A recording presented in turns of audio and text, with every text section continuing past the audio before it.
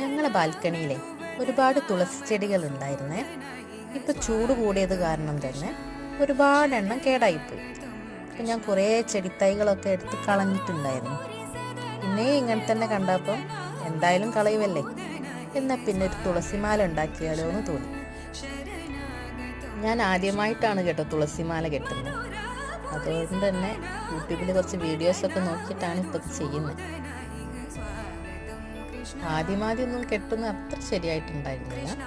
പിന്നെ ചെയ്ത് ഒരു ഫ്ലോ കിട്ടുമല്ലോ നമുക്ക്, അങ്ങനെ അതങ്ങ് കംപ്ലീറ്റ് ആക്കി. നമ്മൾ ഇതുവരെ ചെയ്യാത്ത കാര്യങ്ങൾ ചെയ്യുമ്പോഴും അത് വലിയ കുഴപ്പമില്ലാണ്ട് പൂർത്തിയാക്കാൻ പറ്റിയാലും ഒരു സ്പെഷ്യൽ സന്തോഷമായിരിക്കും അല്ലേ. സന്ധ്യ ആയപ്പോൾ നമ്മൾ വിളക്കൊക്കെ കൊളുത്തി ആ തുളസിമാലയും ചേർത്ത്.